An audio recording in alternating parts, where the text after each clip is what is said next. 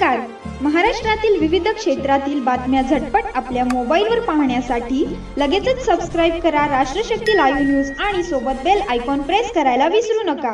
पंढरपूर तालुक्यातील जे क्रांतिकारक गाव म्हणून कायमस्वरूपी या राज्याच्या नकाशावर असलेलं गादेगाव या ठिकाणी सर्व ऊस चळवळीतील नेत्यांच्या विचारानं आज ऊस परिषद आयोजित केलेले आहे. भावांनो, आता बघितलं सगळ्या शेतकरी चळवळीतील नेत्यांनी अतिशय पोटतिडकीनं आपल्या घामाला आपल्या कष्टाने पिकवलेल्या ऊसाला चांगला दर मिळाला पाहिजे या बाबतीत सगळ्यांनी मनोगत व्यक्त केली. समाधान भाऊनी तर अतिशय तळमळीनं ही साखर कारखानदार अवलाद कशा पद्धतीनं आपल्याला पिळवणूक करते या बाबतीतला ओहापोह त्यांनी केलेला आहे.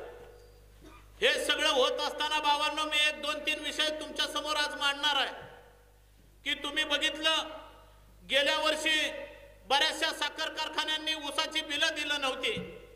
त्यावेळेस माझ्या बाबतीतले दोन तीन किस्से तुम्हाला सांगतो की आमचा भैरवनाथ साखर कारखाना आलेगाव आणि भैरवनाथ साखर कारखाना लवंगी या दोन साखर कारखान्यांनी त्यांच्या चेअरमननी साखर आयुक्तांकडे आम्ही ऊसाची बिलं दिली हे रेकॉर्ड तयार करून त्यांनी जमा केलेलं होतं. भावांनो, काही शेतकरी माझ्याकडे आले आणि शेतकऱ्यांनी सांगितलं की अहो सर, आमची शेवटच्या 2 पंधरवड्याची बिलच आम्हाला मिळालेली नाहीत. मी ऊस दर नियंत्रण समितीवर काम करतोय. मला माहित होतं की सोलापूर जिल्ह्यातल्या 9 साखर कारखान्यांवर आरआरसी कारवाई झालेली आहे. त्यातल्या 2 साखर कारखान्यांवरची आरआरसी कारवाई रद्द केलेली आहे. मग रद्द केलेले 2 साखर कारखाने होते आलेगाव शुगर आणि लवंगी शुगर. आणि त्या कारखान्याचे संबंधित सभासद माझ्याकडे आल्यानंतर त्यांनी सांगितलं की आम्हाला ऊसाचा दरच अद्यापर्यंत मिळालेला. मी त्या शेतकऱ्यांना घेऊन साखर आयुक्तांकडे गेलो आणि साखर आयुक्तांना ज्यावेळेस प्रत्यक्षदर्शी विचारलं की तुम्ही आरआरसी कारवाई कशा पद्धतीने रद्द केली, तर त्यावेळेस साखर आयुक्तांनी संबंधित कारखान्याचे चेअरमन माजी मंत्री तानाजी सावंतांना फोन केला आणि फोनवरून विचारलं. त्यावेळेस त्यांनी सांगितलं की आम्ही सगळ्या साखर कारखान्यांना बिलं दिलेली आहेत. पण भावांनो, ह्या अवलादी कशा पद्धतीच्या आहेत तुम्हाला माहिती आहे की त्यांनी बनावट रेकॉर्ड, बनावट कागदपत्र साखर आयुक्तांना जमा करून त्यांनी स्वतःवरची आरआरसी कारवाई रद्द करून घेतली होती. त्या अनुषंगाने आम्ही साखर आयुक्तांना घेराव घातला आणि तिथून साखर आयुक्तांनी 2 दिवसात त्या सर्व शेतकऱ्यांना ऊसाची बिलं मिळाली. जवळजवळ 11 कोटी रुपये त्या ऊस उत्पादक शेतकऱ्यांना आम्ही त्यावेळेस मिळवून दिलं. त्याच्यानंतर तुम्ही बघितलं मागच्या 2 महिन्यापूर्वी मी कृषीराज ॲग्रो संस्था, जी बंद पडलेली संस्था आहे बोशाची, त्या बोशाच्या संस्थेचे चेअरमन आहेत गणेश पाटील. त्यांनी सुद्धा 3 वर्ष झालं गुळ कारखान्याचं पैसे दिलेलं नव्हतं. असेच काही शेतकरी माझ्याकडे आले आणि शेतकऱ्यांनी त्यावेळेस सांगितलं की सर, आम्हाला सुद्धा काही कारखान्याच्या या गुळ पावडर फॅक्टरीच्या चेअरमननी पैसे दिलेले नाही. बाबांनो, त्यावेळेस मी त्यांच्या दारात जाऊन बसलो आणि त्यांच्या दारात जाऊन बसल्यानंतरच शेतकऱ्यांना पैसे दिले. त्याच्यानंतर मी आणि दीपक अध्यक्षांनी सुद्धा चंद्रभागा संत सहकार शिरोमणी साखर कारखाना जो भाळवणीचा आहे, कल्याणराव काळे त्याचे चेअरमन आहेत, त्यांच्या बाबतीत सुद्धा आम्ही प्रादेशिक सहसंचालक साखर कारखान्यावर ज्यावेळेस आंदोलन केलं, शिरापूरकर साहेब तिथं प्रादेशिक सहसंचालक आयुक्त होते, त्यांच्या दारात जाऊन ज्यावेळेस आंदोलन केलं त्यावेळेस शेतकऱ्यांना पैसे मिळाले. म्हणजे भावांनो, शेतकरी चळवळीतील सगळ्या नेत्यांना सातत्यानं संघर्षच करायचा का या बाबतीत सुद्धा चिंतनाचा विषय तयार झालेला आहे. आता समाधान भाऊंनी सांगितलं की गेल्या 15 वर्ष झालं कोर्ट कचेऱ्या आम्ही करतोय. ही सगळी व्यासपीठावरची मंडळी कोर्ट कचेऱ्या करतात. मला सगळ्या तरुण शेतकरी भावांना आवर्जून विनंती करायची की कुठपर्यंत या शेतकरी चळवळीतील सर्व पदाधिकाऱ्यांनी आंदोलन करायची. खरं तर शेतकरी चळवळीचा आधार हा आजचा तरुण शेतकरी वर्ग झाला पाहिजे आणि त्या अनुषंगाने सर्व तरुण चळवळी कार्यकर्त्यांनी आवर्जून इथं यायला पाहिजे. पण तसा होताना दिसत नाही. म्हणून भावांनो, आज बघितलं आपण गावगाड्यात राजकारणाचा इतका प्रत्येकाला छंद लागलाय, त्यामुळं प्रपंचात कोण आपल्या पाणी ओततंय याकडे सगळ्यांनी दुर्लक्ष केलेलं आहे. आणि म्हणून आज मी तुम्हाला काही गोष्टी सांगतोय की आपल्याला साखरेचा ऊसाला दर का कमी मिळतोय या बाबतीत जर तफावत केली तर कोल्हापूर सांगलीपेक्षा आपल्या सोलापूर जिल्ह्यातील साखर कारखान्यांचा जो साखर उतारा आहे तो कमीत कमी 1.5% कमी आहे भावांनो. म्हणजे तिथल्या साखर कारखान्यांपेक्षा आपल्याला 1.5% जर कमी म्हणलं तर 500 रुपये आपल्याला टनाला आज साखर रिकव्हरी साखरेचा उतारा कमी दाखवून तुम्हाला डायरेक्ट तुमच्याकडून वसुली करून घेतली जाते. म्हणून इथून पुढच्या काळात सुद्धा साखर उतारा चांगला बसण्यासाठी सुद्धा आज आपण सगळ्या शेतकरी भावांनी सुद्धा प्रयत्न केला पाहिजे. त्यासाठी वेगवेगळ्या गोष्टींचा अवलंब केला पाहिजे की साखर उतारा चांगल्या पद्धतीनं कशासाठी वाढतो की 86-032 ची लागवड झाली पाहिजे, 600-265 चा ऊस लेट घातला पाहिजे. पण आपल्याकडून सुद्धा तसं होताना दिसत नाही. म्हणून सोलापूर जिल्ह्यातला 1.5% साखर उतारा कमी आहे भावांनो. आणि असं असताना आपल्या सोलापूर जिल्ह्यातल्या जो साखरेचा ऊसाला जो दर मिळणार आहे तो ऊसाचा दर तुम्हाला सांगतो, पाठीमागच्या वर्षीचा जो साखर उतारा आहे त्या साखर उतार्यावर तिथल्या ती FRP जी काही बसल ती FRP तुम्हाला चालू वर्षी आज मिळणार आहे. मी आवर्जून तुम्हाला सांगतो की आज जवळजवळ 39 साखर कारखाने आपल्या सोलापूर जिल्ह्यात आहेत. सोलापूर जिल्ह्यातले फक्त 3 साखर कारखाने आहेत की 11.15 पर्यंत FRP असणारे 3 साखर कारखाने आहेत. नाहीतर उर्वरित सगळ्या साखर कारखान्यांची जी रिकव्हरी आहे FRP त्यांची जी कमी बसणार आहे, रिकव्हरी 8.5% पासून 10.5% पर्यंत रिकव्हरी आहे. म्हणून भावांनो, आताच विजूभाऊनी सुद्धा सांगितलं की 2500 रुपये लोकमंगल साखर कारखाना दर काढायला लागलाय. भावांनो, आपण एवढं काबाड कष्ट करायचं आणि 2,500 रुपये दर घ्यायचा हे कुठल्या नियमात बसतंय? म्हणून FRP वर अधिक किती दर द्यायचा हा आपल्याला मुद्दा नाही. आपल्याला एक रकमी ऊसाला आम्हाला हक्काने दर मिळाला पाहिजे ही भूमिका ठरवण्यासाठी आज आपण ह्या ऊस परिषदेचं आयोजन केलेलं आहे. आणि त्याच अनुषंगाने मी आणखी एक कारखान्याच्या बाबतीत सांगतो की आपल्या सोलापूर जिल्ह्यामध्ये 1 क्विंटल साखर तयार करायला 1500 ते 1700 रुपये प्रोडक्शन खर्च येतोय. भावांनो, आपण सगळ्यांनी आजपर्यंत या सोलापूर जिल्ह्यामध्ये एका वरिष्ठ घराण्याचं नेतृत्व सगळ्यांनी मान्य केलंय. तुम्हाला आम्हाला सगळ्यांना माहिती आहे की आजपर्यंत त्यांची सत्ता कायमस्वरूपी झालेली आहे. आणि असं असताना आज सोलापूर जिल्ह्यातल्या सगळ्या साखर कारखान्याचे जे 1 क्विंटल साखर तयार करायला 1500 ते 1700 रुपये दर प्रोडक्शन कॉस्ट होते. आणि आपल्या सोलापूर जिल्ह्यातील 2 साखर कारखाने असे आहेत की त्यांची साखरेची किंमत, त्यांची साखर तयार करायची जर किंमत तुम्ही ऐकली तर तुम्ही हादरून जाल.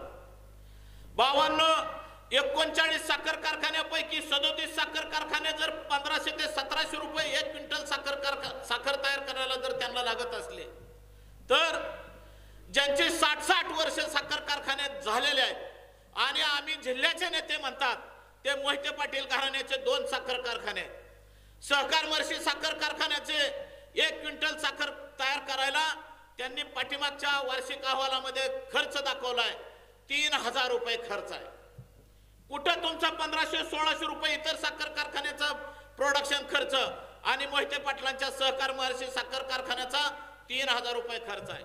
याच्याही उपरोक्ष आणखी पुढचं तुम्हाला सांगतो की शंकर सहकारी साखर कारखाना जो सदाशिवनगरचा साखर कारखाना आहे त्या साखर कारखान्याने तर हायेस्ट कहर केला. त्यांनी 1 क्विंटल साखर तयार करण्यासाठी 3250 रुपये खर्च सांगितलाय.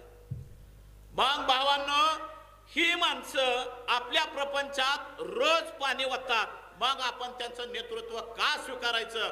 ही आमच्या सगळ्या शेतकरी चळवळींच्या या पदाधिकाऱ्यांच्या माध्यमातून मी सगळ्या शेतकऱ्यांना हा सवाल विचारतोय की भावांनो, अशी ही सगळी मंडळी आहे, त्यांच्या सगळा रोजचा जो लवाजमा आहे, सगळा बंगल्यावर सगळी राबणारी सगळी माणसं आहे ते, या सगळ्यांचा खर्च आपल्याच ऊसाच्या सगळ्या कष्टाने पिकवलेल्या घामातून जातोय भावांनो, एवढे लक्षात ठेवा.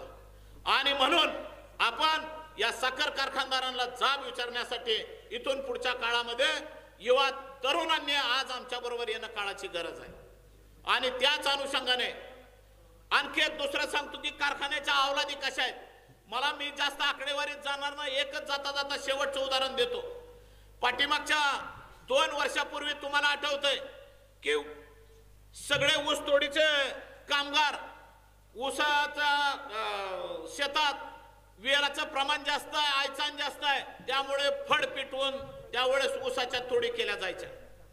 असंच मी सुद्धा मोडलीमला सर्व्हिसला जात असताना नेहमी जाताना एक आकुंबे पाटील एक ऊसाचा प्लॉट बघायचो की तो 2 एकर ऊस इतका चांगला असायचा की प्रत्येकाला बघा सगळ्यांना आपण ज्यावेळेस एखाद्या ऊसाच्या प्लॉट मधून कडेने जात असतो ऊसाचा जर प्लॉट चांगला दिसला तर आपल्याला प्रत्येकाला वाटतं की याला ऊस किती चांगला आहे.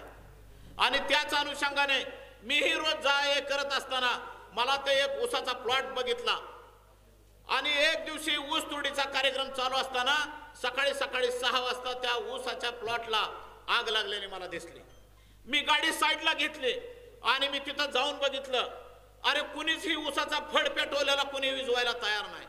मी तिथं उतरलो आणि विचारलं, फडकरी कडेला उभा राहिलेले आहेत त्या फडकऱ्यांना विचारलं, अरे कुणी फडका पेटवलाय तुम्ही, पेटलेला असला तरी इजवत का नाही. ह्याचे मालक कुठे आहेत? मालक आणि मालकीन त्याची एका नांगरटीच्या रानात ती दोघं नवरा बायको टावेल अंगावर खांद्यावर घेऊन ती 2 बिचारी तिथं बसलेले होते.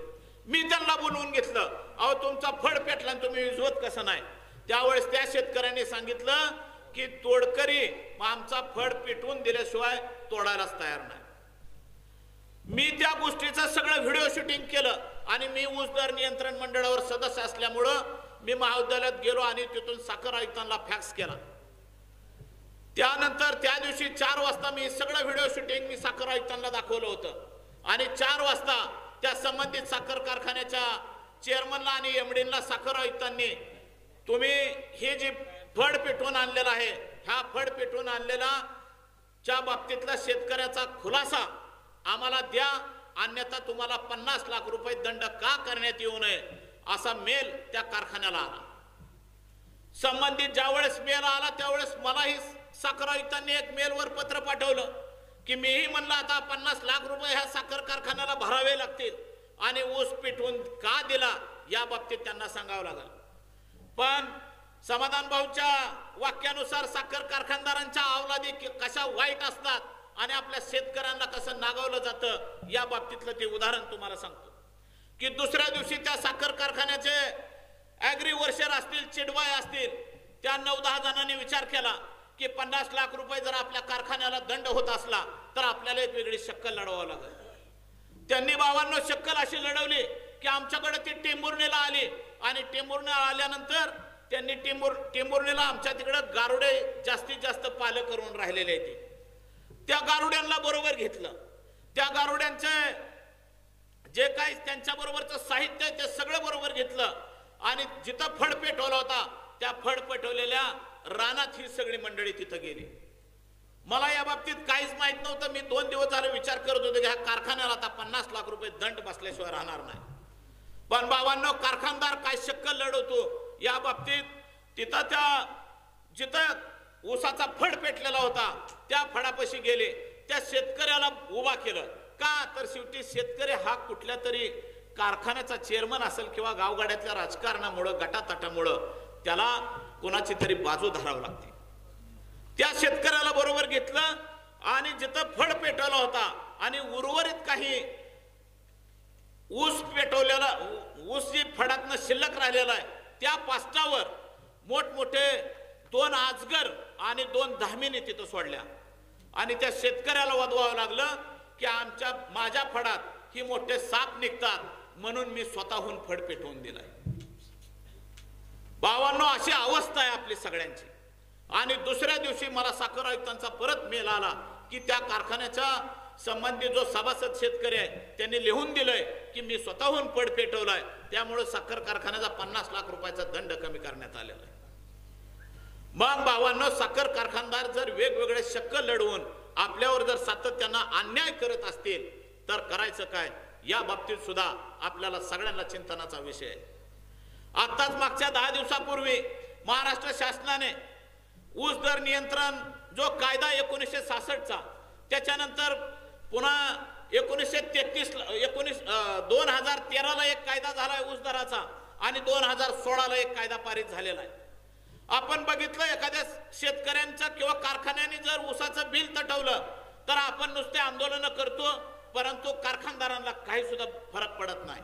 शेवटी कुठून तरी कारखानदार पैसे ज्या वेळेस त्यांना उपलब्ध होतील त्याच वेळेस त्या शेतकऱ्यांचे दिले जातात, पण कारखान्याच्या चेअरमन आणि संचालकावर कुठलीही जबाबदारी फर्म होत नाही. भावांनो, त्या अभ्यास गटावर माझी नियुक्ती महाराष्ट्र शासनाने केलेली आहे. मी सातत्यानं तुम्ही बघत असणारा व्हिडिओ सुद्धा माझे बरेचसे आलेले आहेत, सोशल मीडियातून सुद्धा आलेले आहेत. मी सातत्यानं मागणी करतोय की ज्या कारखान्याने शेतकऱ्यांची ऊसाची बिलं तटवली त्या कारखान्याच्या चेअरमन आणि संचालकांवर फौजदारी गुन्हा दाखल केला पाहिजे. ही मागणी आजपर्यंत मी नुसतं सोशल मीडियातनं करत आलो, वारंवार व्यासपीठावरून सुद्धा सगळी शेतकरी चळवळीतली मंडळी करत होती. पण भावानं, तुमच्या सगळ्यांच्या सुदैवानं तुमच्या शेतकरी चळवळीतला एक कार्यकर्ता मला तिथं त्या अभ्यास गटामध्ये अंतर्भूत केलेला आहे आणि मला तिथं मांडायची संधी आलेली आहे. त्यामुळं इथून पुढच्या कालावधीमध्ये जर कुठल्याही साखर कारखान्याने जर ऊसाचं बिल तटवलं तर त्यांच्यावर फौजदारी गुन्हा दाखल करण्याची तरतूद जास्तीत जास्त त्याच्या कायद्यामध्ये बदल करून घालण्यासाठी मी अहोरात्र तुमच्यासाठी प्रयत्न करेन. मी एवढाच तुम्हाला शब्द देतो आणि म्हणूनच